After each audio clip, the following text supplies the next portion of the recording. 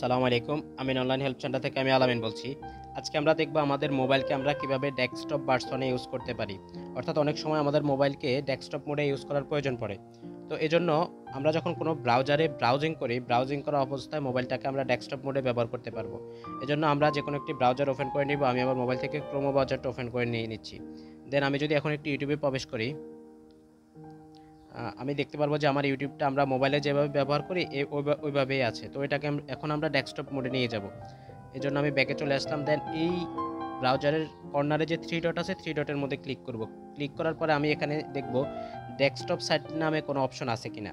যদি না থাকে সেক্ষেত্রে আমি সেটিংসে ক্লিক করব। আর যদি থাকে তাহলে তো পেয়ে গেলাম। এটা মোবাইলের অনুযায়ী মোবাইলের সেটিংসে থাকে, সেটা অনেক রকমভাবে থাকে।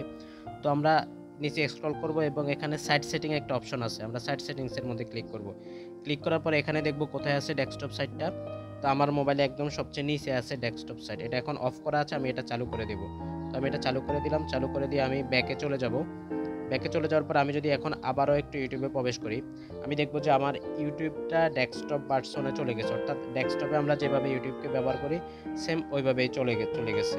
শুধু ইউটিউব না, আমরা এখন যে কোনো ব্রাউজারে ব্রাউজিং করব, আমাদের ওটা ডেস্কটপ সাইটে যেরকমভাবে আমরা দেখি ওই রকমভাবেই দেখাবে। তো আশা করি আপনারা আপনাদের মোবাইলকে ডেস্কটপ মোডে ইউজ করতে পারবেন। ভিডিওটি যদি ভালো লেগে থাকে ভিডিওতে একটি লাইক দিবেন এবং চ্যানেলটি সাবস্ক্রাইব করে দিবেন। আসসালামু আলাইকুম।